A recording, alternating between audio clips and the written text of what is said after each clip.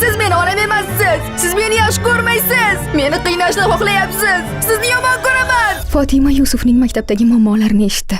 Masxaralar, past baholar, hatto intellekt testidagi o'g'lining past natijasi va uni boshqa maktabga o'tkazish tavsiyasi Fatimani g'azabga soldi. Shundan keyin u 3 oy davomida Yusufni qattiq nazorat qildi.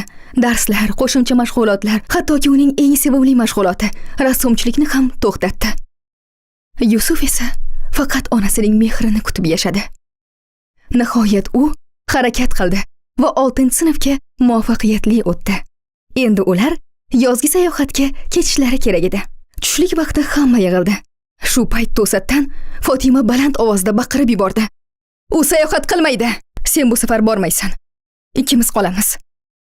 Akang va singling esa otang bilan yolg'iz borishadi. Chunki yana intellekt testiga tayyorlanishing kerak. Faqat Yusuf jim edi. Uning qo'llari titrab ketdi. Ko'zlaridan yosh quyila boshladi. Yusufning singlisi ham yig'lab yubordi. "Oyi, u ham biz bilan borsin. Hammamiz birga boraylik." "Bas qil. Avvalitikingiz hozirroq tayyorlaninglar. Otang hozir kelib qoladi." To'satdan Yusuf g'alati tarzda baqirib yubordi. Bu ovozdan faqat alam, balki singan yurak, umidi puch bo'lgan bolaning qalbining inqirozi bor edi. "Siz meni onam emassiz. Siz meni yaxshi ko'rmaysiz. Meni qiynashni xohlayapsiz. Sizni yomon ko'raman." deya Yusuf o'z xonasiga yugurib kirib ketdi. Ba'zan biz tarbiya beramiz deb bolani ko'nglini sindirib qo'yamiz. Davomini o'qimoqchimisiz?